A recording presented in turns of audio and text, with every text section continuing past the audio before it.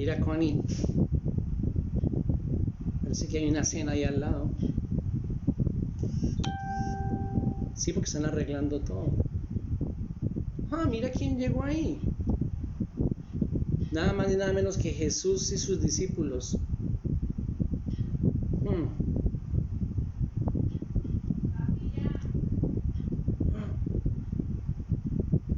Pero mira quién llegó. No puede ser. ¿Sabes quién llegó a la cena? Simón y sus secuaces. Todos esos ladrones acaban. Eso es increíble. No puede ser. Y es un grupo grandísimo. Todos esos publicanos, recaudadores de impuestos. ¿Y quién lo creyera?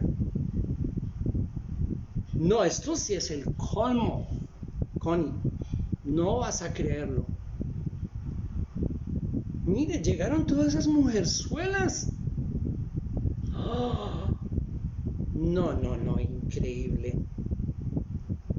¿Cómo puede ser posible? No, yo voy a preguntarle a un... ¡Hey! Escuchen, mire, una pregunta.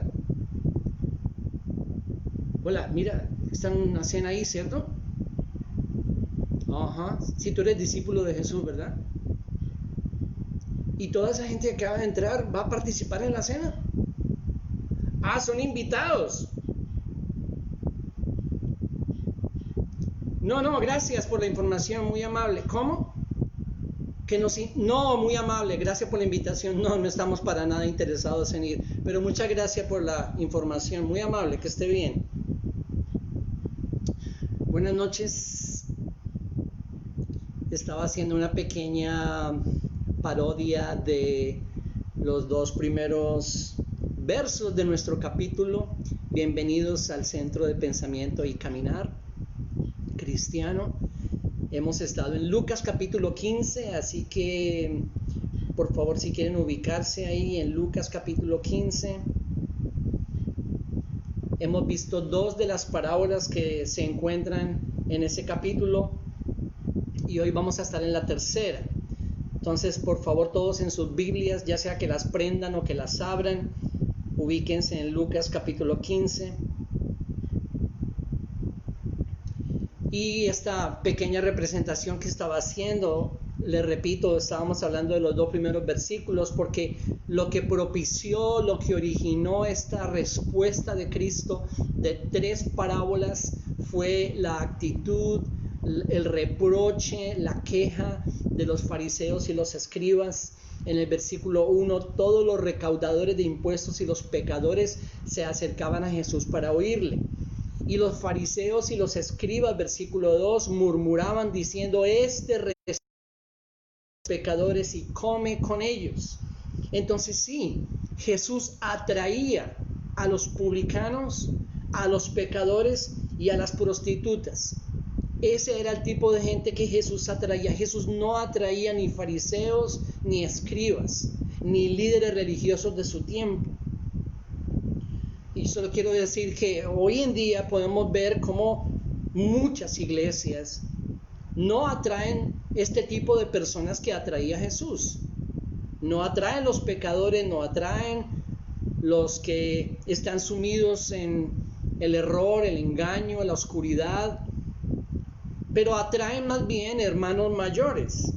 Y si no atraen hermanos mayores, y ahorita vamos a entender cuando entremos a la parábola, entonces se convierten en centros de entrenamiento para hermanos mayores. Pero Jesús atraía publicanos, pecadores y prostitutas. En todos los evangelios podemos verlo. Ahora tengo que hacer una advertencia. La advertencia es que el mensaje de esta parábola puede que sea muy diferente al mensaje del evangelio que tú has escuchado hasta el día de hoy. Entonces repito, es posible que el mensaje que vas a escuchar de esta parábola de Lucas 15, que es conocida como la parábola del hijo pródigo, sea muy diferente al mensaje del evangelio que tú has escuchado antes y hasta el día de hoy. Quería mencionar a un pastor y autor que se llama Timothy Keller.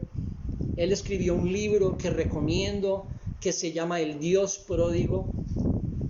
Y en su libro él dice que en su experiencia después de años de ser cristiano, él escuchó un mensaje. Él escuchó un mensaje por alguien que se llamó Edmund Clowney.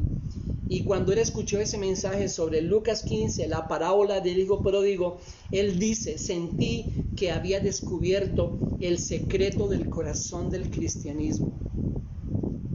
Algo más, si el libro de Romanos, como es conocido, es el libro que condensa el Evangelio, así es conocido el libro de Romanos como el Evangelio en el Nuevo Testamento, el libro que condensa el Evangelio. Entonces, esta parábola es la que condensa el Evangelio en el Nuevo Testamento. Ahora hablemos de las tres parábolas. Estamos hablando en Lucas 15 de la parábola de la oveja perdida, la parábola de la moneda perdida, y ahora la conocida como el hijo pródigo, que yo siempre he llamado la parábola del Padre misericordioso. Y así la vamos a llamar hoy para nuestro estudio de la misma.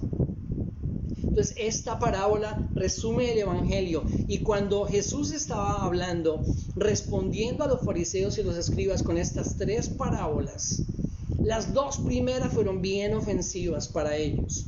Porque básicamente, como lo dijimos en la sesión pasada, lo que Jesús estaba diciéndoles es: estos pecadores, los que ustedes desprecian y excluyen, ellos son mi oveja perdida, ellos son mi moneda perdida. Y entonces ya esto era bastante duro para ellos. Pero esta tercera, la parábola del hijo pródigo, o mejor, la parábola del Padre misericordioso, esta parábola fue el tope para los fariseos y los escribas que estaban escuchando a Jesús. Esta parábola es el tope para ellos, fue para ellos, pero también lo es para muchos hoy en día, en diferentes contextos religiosos, incluido el contexto evangélico. Por eso yo creo que lo que hemos hecho, y me incluyo, es que hemos interpretado mal la parábola, porque la hemos interpretado solo en parte. Y yo tengo que reconocer, y me incluyo ahí una vez más lo digo, lo que hemos hecho es interpretar en parte la parábola porque nos conviene, porque era el mensaje que queríamos transmitir. Pero la parábola está aquí para ser interpretada toda ella, completa. Y cuando entremos ya mismo a la parábola, vamos a entender mejor de qué estoy hablando. Tengo 21 puntos para que estudiemos, pero como no tenemos tiempo, solo vamos a ver 2 esta noche, de los 21. Después tendremos más tiempo para revisar los otros. Primer punto de nuestro meditar en la parábola del Padre misericordioso en Lucas capítulo 15. Vamos a Lucas capítulo 15. Y ubíquense por favor en el versículo 11. Repito, ya Jesús habló de la parábola de la oveja perdida, de la moneda perdida, y ahora dice en el versículo 11, Jesús dijo: cierto hombre tenía 2 hijos. El menor de ellos le dijo al padre: Padre, dame la parte de la hacienda que me corresponde, y él les repartió sus bienes. No muchos días después, el hijo menor, juntándolo todo, partió a un país lejano y allí malgastó su hacienda viviendo perdidamente. Cuando lo había gastado todo, vino una gran hambre en aquel país y comenzó a pasar necesidad. Entonces fue y se acercó a uno de los ciudadanos de aquel país y él lo mandó a sus campos a apacentar cerdos. Y deseaba llenarse el estómago de las algarrobas que comían los cerdos, pero nadie le daba nada. Versículo 17. Entonces, volviendo en sí, dijo: ¿cuántos de los trabajadores de mi padre tienen pan de sobra, pero yo aquí perezco de hambre? Me levantaré e iré a mi padre y le diré: Padre, he pecado contra el cielo y ante ti. Ya no soy digno de ser llamado hijo tuyo. Hazme como uno de tus trabajadores. Y levantándose fue a su padre. Y cuando todavía estaba lejos, su padre lo vio y sintió compasión por él. Y corrió, se echó sobre su cuello y lo besó. Y el hijo le dijo: Padre, he pecado contra el cielo y ante ti, ya no soy digno de ser llamado hijo tuyo. Pero el padre dijo a sus siervos: Pronto, traed la mejor ropa y vestidlo, y poned un anillo en su mano y sandalias en los pies, y traigan el becerro engordado, mátenlo y comamos y regocijémonos, porque este hijo mío estaba muerto y ha vuelto a la vida, estaba perdido y ha sido hallado. Y comenzaron a regocijarse. Y su hijo mayor estaba en el campo, y cuando vino y se acercó a la casa, oyó música y danzas, y llamando a uno de los criados le preguntó qué era todo aquello. Él le dijo: tu hermano ha venido y tu padre ha matado el becerro engordado porque lo ha recibido sano y salvo.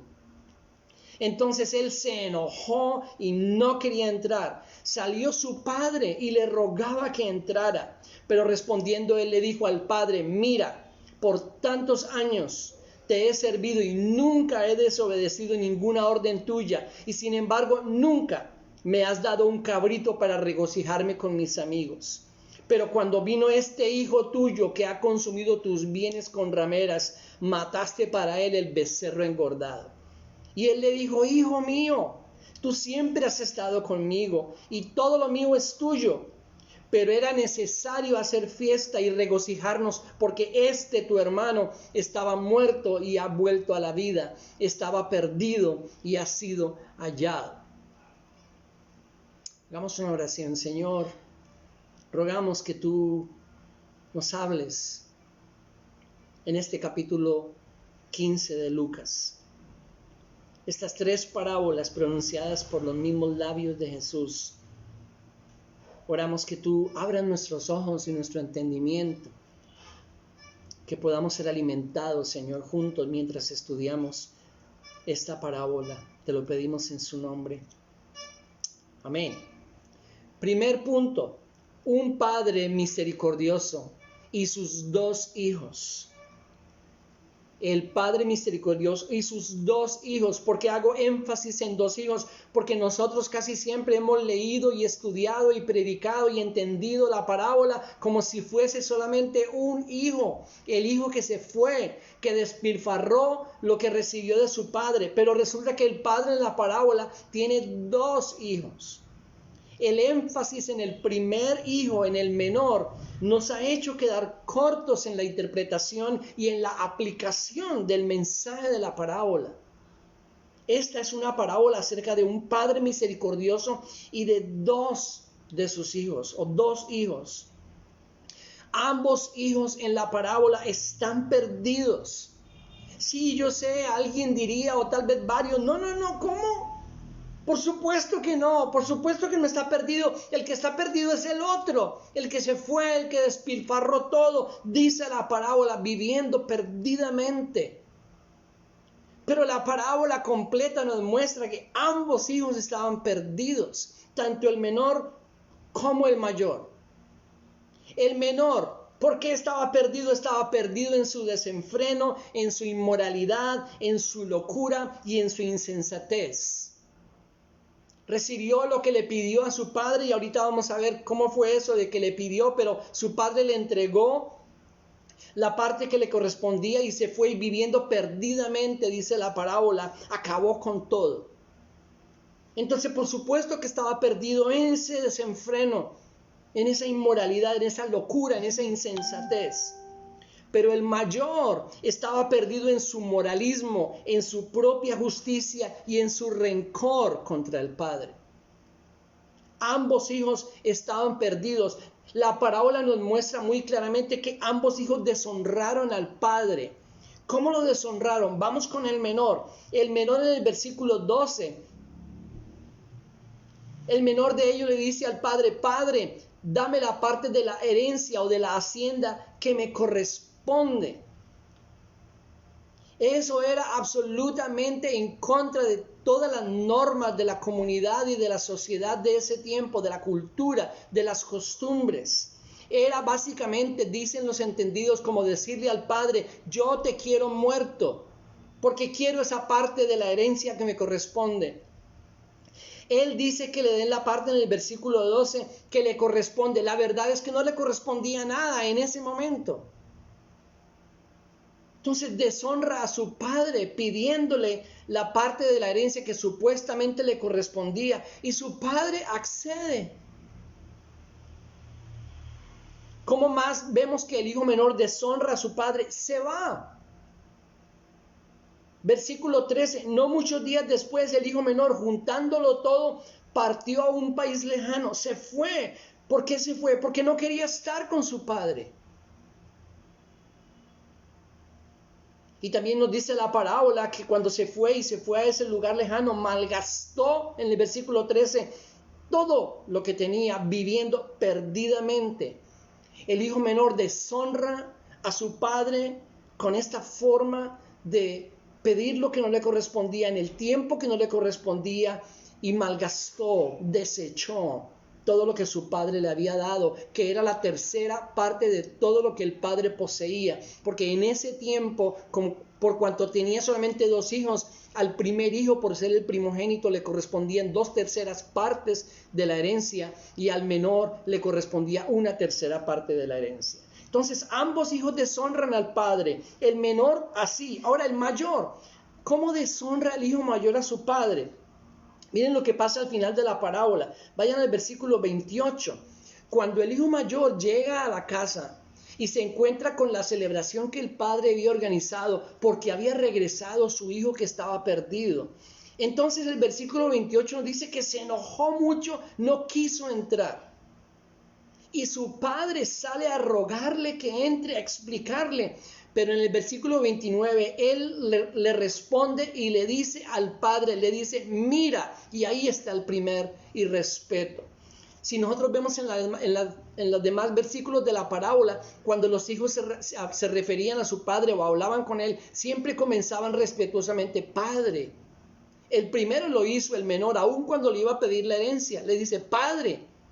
Pero ahora este hijo mayor, absolutamente enojado por el regreso de su hermano y porque su padre había organizado una celebración por su retorno, entonces quita todas las palabras de respeto y le dice, mira.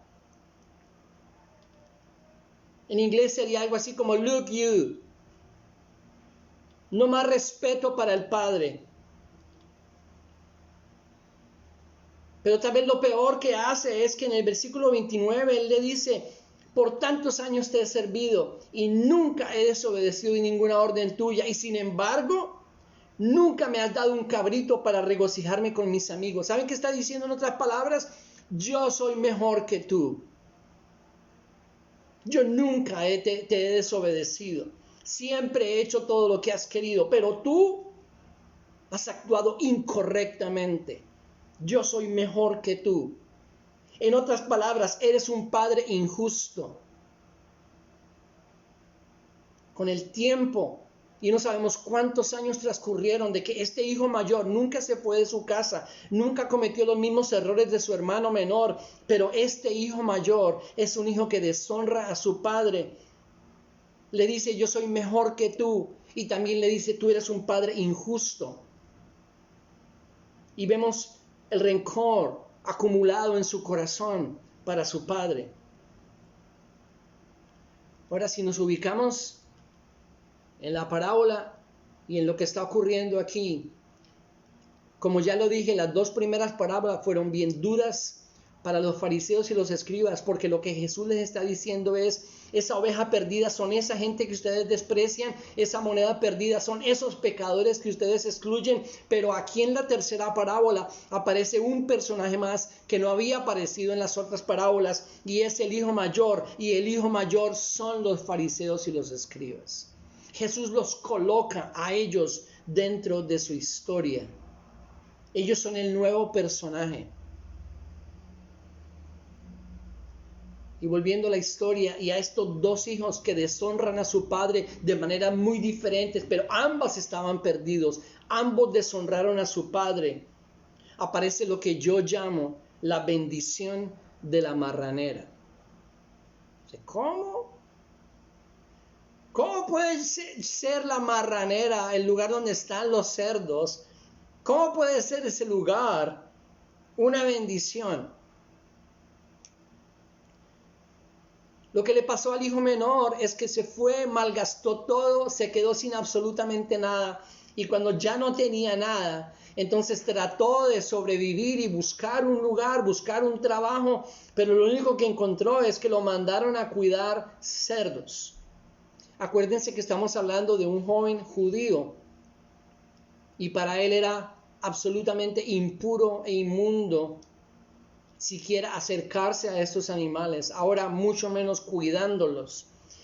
Pero las cosas se empeoraron porque vino una gran hambre sobre esa región, sobre ese lugar, y llegó un punto donde literalmente estaba muriendo del hambre cuidando estos cerdos y quería alimentarse por lo menos de lo que los cerdos estaban comiendo y nadie le daba nada, no se lo permitían. Estando ahí en esa condición, estando cuidando esos cerdos, muriendo de hambre entre el fango, él, dice la escritura en la parábola, que volvió en sí. Versículo 17, entonces volviendo en sí, dijo, un momentico, ¿cómo puede ser posible que yo vaya a morir aquí de hambre, en esta posilga, en este lugar absolutamente horroroso, cuando yo tengo un Padre misericordioso? Yo sé quién es Él, yo lo conozco. Necesitamos ser despertados a la realidad.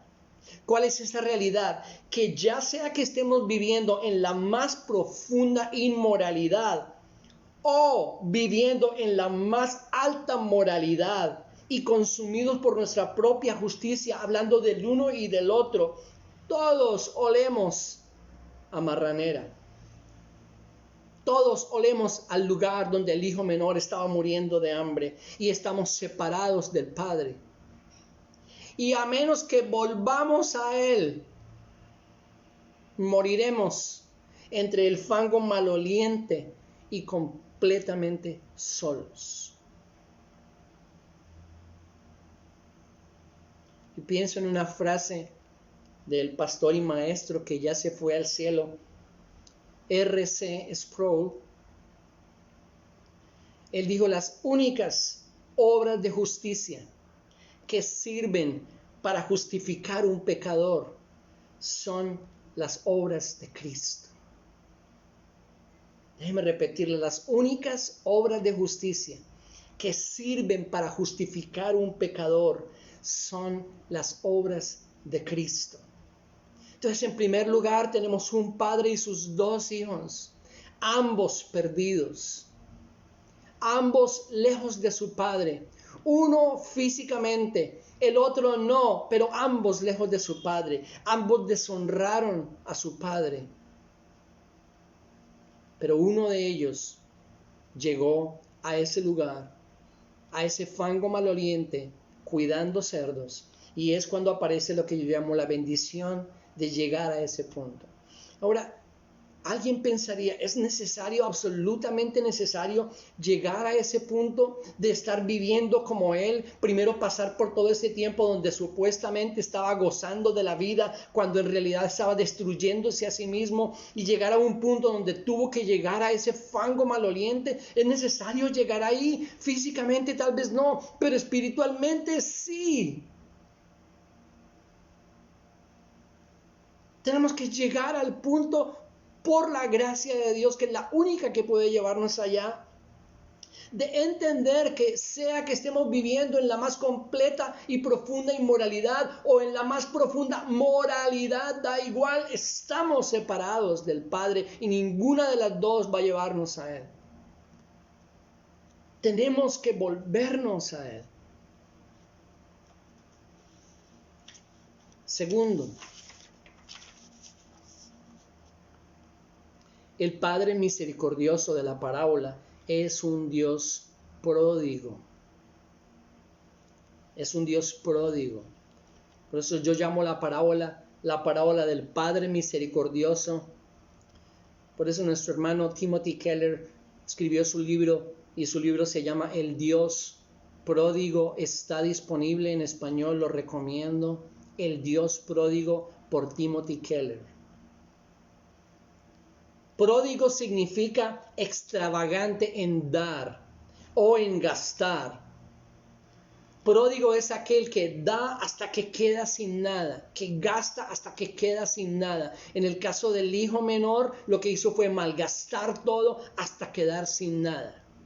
Pero en el caso del padre en la parábola, este padre misericordioso lo da todo hasta quedar sin nada. El padre de la parábola es pródigo, es extravagante en amor, en perdón, en entregarlo todo.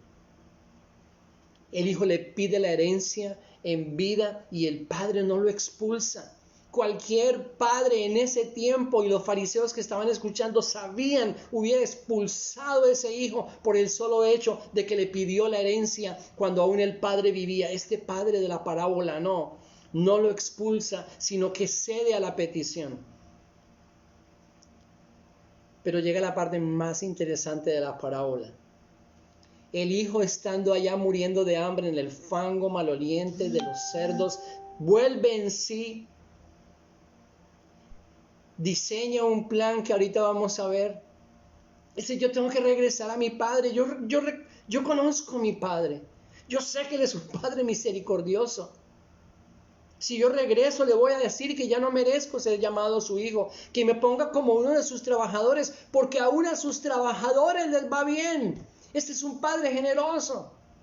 Es un padre pródigo. Yo voy a volver a mi padre. Y le voy a decir, Padre, he pecado contra el cielo y ante ti. Ya no soy digno de ser llamado tu hijo. No me tomes como uno de tus hijos. Planeó toda su estrategia y regresó. Y en el versículo 20, levantándose, fue a su padre. Y cuando todavía estaba lejos, su padre lo vio, porque siempre lo estuvo esperando. Ahora noten, en esta parábola, al contrario de las dos primeras, el padre no salió a buscar a su hijo. En las primeras sí. En las primeras el pastor fue a rescatar la oveja hasta que la encontró. En la segunda la mujer barre la casa y busca hasta que encuentra la moneda. En esta el padre no salió a buscar al hijo, pero lo esperó siempre. Siempre miró de lejos, esperando, tal vez muchas ocasiones. Vio figuras acercándose por el camino y dijo, ese será, y no era, hasta que llegó el día, cuando vio esa figura a lo lejos y dijo, ese es mi hijo, lo reconozco. De lejos lo vio. Él nos ha estado siempre esperando, mirándonos de lejos. Lo estaba esperando, lo vio de lejos en el versículo 20, y cuando todavía estaba lejos y él lo vio, sintió compasión por él. Y escuchen esto, y corrió. Y en la cultura, en ese tiempo, precisamente hombres como él eran los que no corrían. Corrían los niños, corrían las mujeres, corrían los jóvenes, pero no los hombres de su edad, no los padres de familia, no él. Era vergonzoso para ellos correr, para poder correr lo que tenían que hacer en ese tiempo, que usaban esas túnicas, esos vestidos largos, era levantarse ese vestido, mostrar sus piernas, que era algo indebido, y echar a correr con esa manta, con esa túnica en su mano. Eso fue lo que hizo. Era algo vergonzoso. No le importó. Corrió hacia él. Y en este punto yo me imagino los fariseos y los escribas pensando, ¿qué clase de padre es ese del que estás hablando? ¿Qué clase de padre es ese al que te estás refiriendo? Porque se sale de todos los moldes y de todas las normas de los padres de nuestra sociedad. Ahora, el plan del hijo, que ya lo vimos, era llegar y decirle, Padre, yo no soy digno de ser llamado tu hijo, pero hazme como uno de tus trabajadores. En el versículo 19, hazme como uno de tus trabajadores. Y es muy posible que lo que estaba pensando era trabajar como un obrero de su padre, recibir la paga de obrero y comenzar a pagar lo que debía, lo que se había derrochado.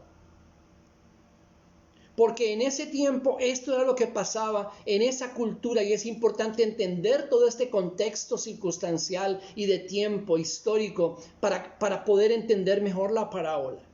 Cuando un hijo se iba como él lo hizo y regresaba, él no solamente había ofendido a su padre, sino que había ofendido a toda la comunidad.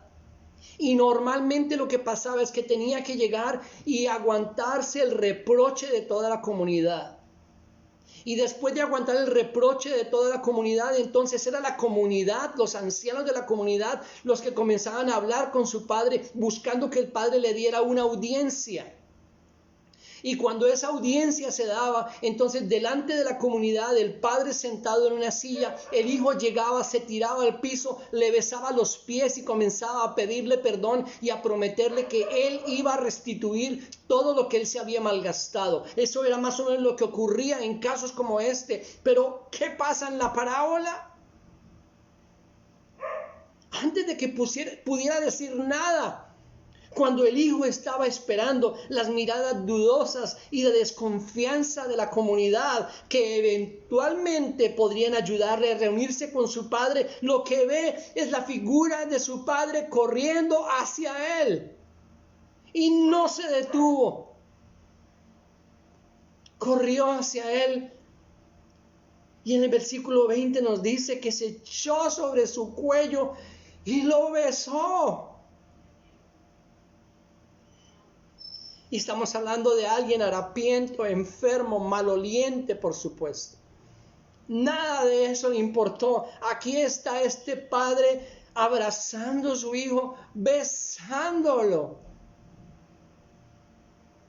antes de que el hijo pudiera decir algo. Cuando él ve que está pasando todo eso, dice: Padre, yo ya no soy digno de ser llamado a tu hijo. Y lo repite después como quien: no me escuchaste lo que dije. Pero el padre hace caso omiso. Y en el versículo 22 le dice a sus siervos: traigan la mejor ropa, vístanlo, traigan el anillo y pónganlo en su mano. ¿Saben cómo se llama eso? Completa restitución del padre a hijo, no del hijo al padre. No en este caso. No hubo restitución alguna, no hubo ninguna promesa de devolver todo lo que se había malgastado, simplemente recibir los besos de su padre y una restitución completa. Ese es el Evangelio. Este padre es pródigo, es extravagante en amar, en perdonar, en restituir sin pedir nada a cambio. Y hace una gran fiesta para celebrar que su hijo, que estaba perdido en el 24, ha sido hallado. Y comenzaron a regocijarse.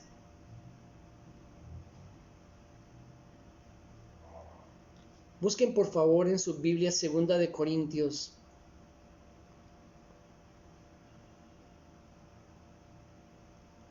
Segunda de Corintios capítulo 5.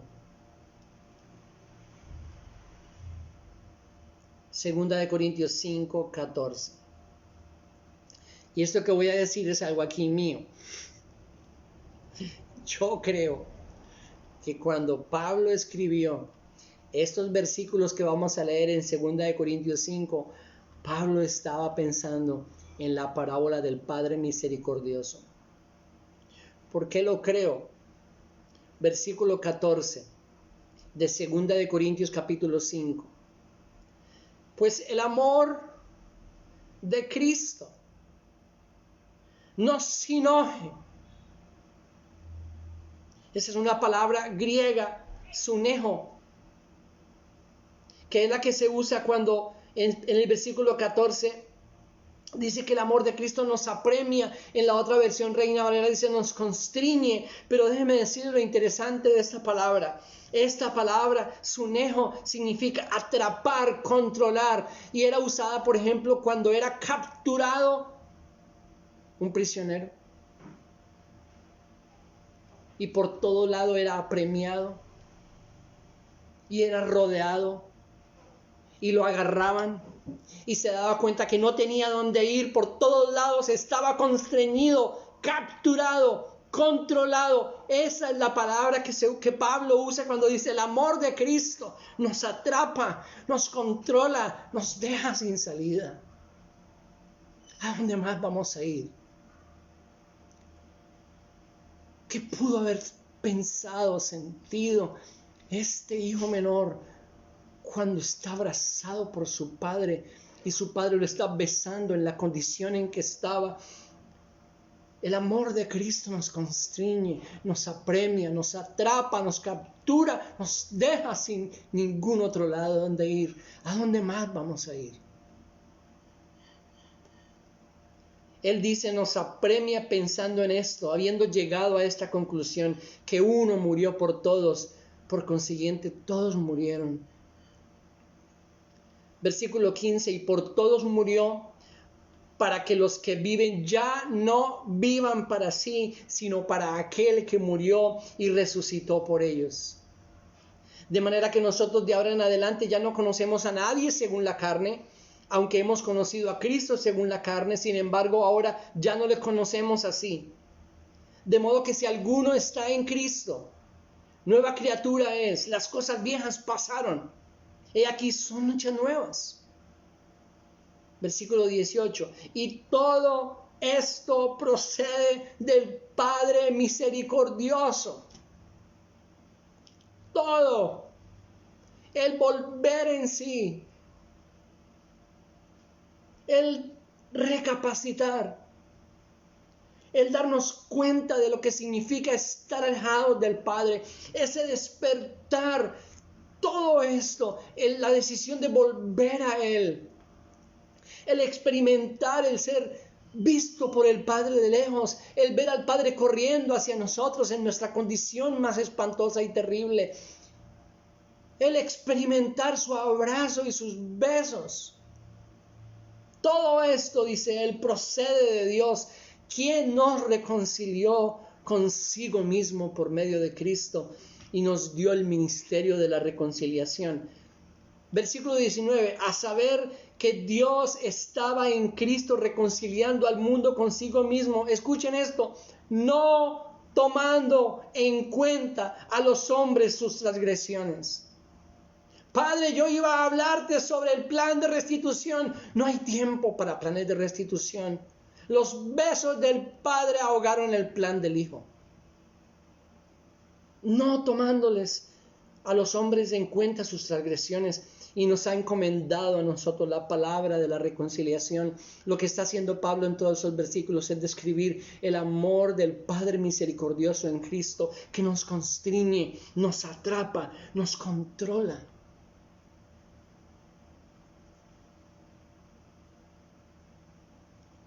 Para ir terminando, ¿por qué muchas veces la religión,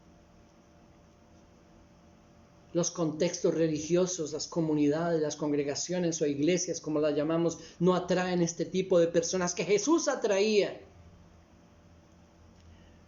Porque estamos ahí para decirles, nosotros estamos acá para condenarlos. Y si quieren venir, ustedes tienen que cambiar y ser como nosotros antes de que los aceptemos. Tienen que convertirse en uno de nosotros. No Jesús. Leímos la vez pasada que cuando estábamos muertos en nuestros delitos y pecados, Él nos dio vida.